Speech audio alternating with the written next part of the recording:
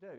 It's called the 12-minute run challenge, and all you need really for this is a stopwatch and some way of measuring the distance you're about to run. Now, if you can't run, you can still do this challenge by walking.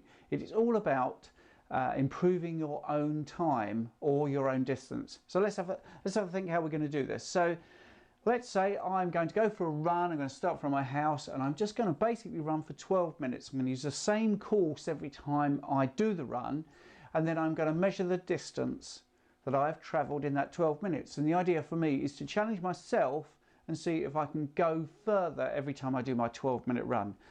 So like I was saying, if you're unable to run and just walk, you can do the same thing. You can do your walk and see if you can get a little bit faster, go a little bit further every time you try this challenge. Okay.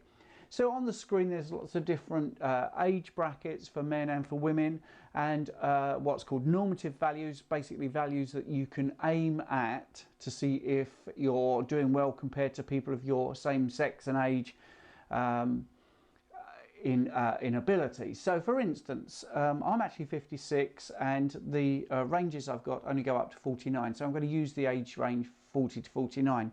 Now if I want to be in the top 10% of everybody that's been tested doing this challenge, then I would need to go 2.72 kilometers in 12 minutes.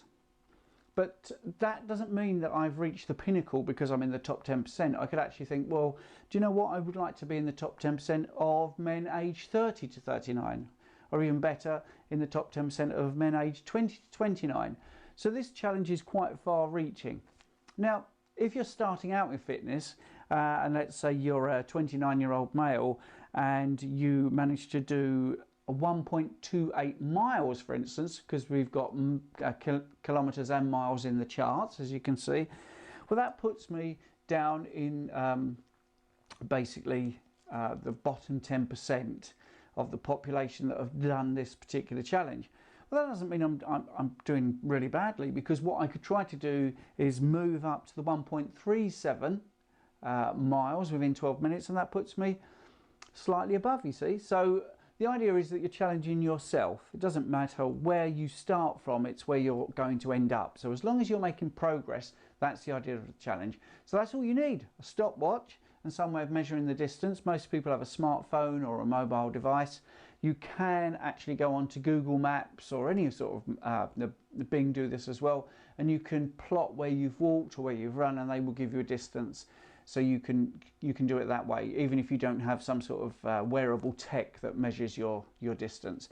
And like I say, the idea is to measure yourself against national averages, and also to measure yourself against your own times and try to improve. It will take you 12 minutes, maybe do it once a week, see if you can go further and further every time you do your 12-minute run challenge. Anyway, I hope you enjoyed that. The charts have been on the screen for you to look at where you are roughly when you do your first challenge and how you can improve, and where you are in relation to the rest of the population.